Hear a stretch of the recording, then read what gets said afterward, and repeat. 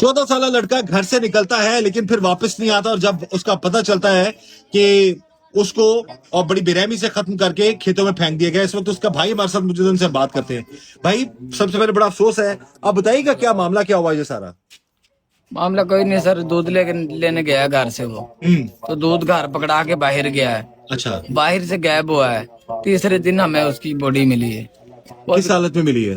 वो आपको नहीं सर बता सकता मैं जिस हालत में मिली है। ना पर्दे में था वो, पर्दे में नहीं था सर जैसे हमें मिला वो। यानी कि कपड़े उसके उतरे हुए थे? कपड़े उतरे हुए से, मुद्दा फेंका हुआ था, उल्टा लेटा सारा जिस्म उसका छिला हुआ था कि जैसे जास्ती करने की कोशिश की हो। और सारी लातें छिली हुई थी। एंड पे उसका मणका भी तोड़ा गया, तोड़ के उसके नाड़े से उसको फाया दिया गया।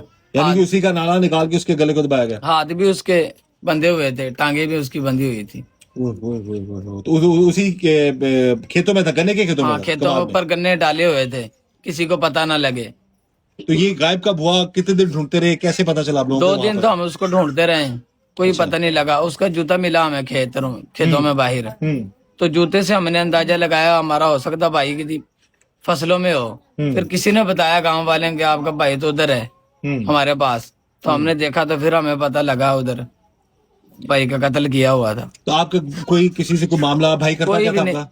भाई मेरे साथ होता था। भाई दुकान थी हमारे गांव में, अच्छा। समोसे पकौड़े दही भले अफ्तारी टाइम। अच्छा। कोई झगड़ा नहीं था किसी के साथ भी, कभी हम किसी के साथ झगड़ा किया भी नहीं। गरीब समझ के हमारे साथ ये काम किया गया है। आपको लगता है आपके भाई के साथ हो सकता है मुबैना तौर पर कोई ज्यादती वाती की गई हो? वो तो सर हमने नहीं, उसका मेडिकल का वो भी नहीं आई रिपोर्ट अभी तक। पुलिस तावन करी आप लोगों के साथ? अभी तक तो कोई नहीं सर हमें बता रहे, कह रहे हैं तावन कर रहे हैं आपके साथ। आप क्या अपील करना चाहेंगे भाई साहब? हम गरीब नवाज से ये अपील करना चाहते हैं हमें इंसाफ जल्द से जल्द मिले। जल्द से जल्द इंसाफ मिलना चाहिए जी। हम ये चाहेंगे इस पूरे खानदान को। आप देख सकते हैं इनके घर में हम मौजूद हैं, और निहायत शरीफ लोग हैं ये। उस मासूम बच्चे का कोई कसूर नहीं था जिसको बड़ी बेरहमी से खत्म किया गया और जिसको बेलबास करके फेंक दिया गया। अब इस चीज का अंदाजा नहीं है कि क्या उसके साथ कुछ ज्यादती हुई है या नहीं हुई, लेकिन वो तो मेडिकल रिपोर्ट आएगी तो पता चलेगा। लेकिन हम ये चाहेंगे इसकी तफ्तीश मेरिट पर हो और इन लोगों को इंसाफ मिलना चाहिए।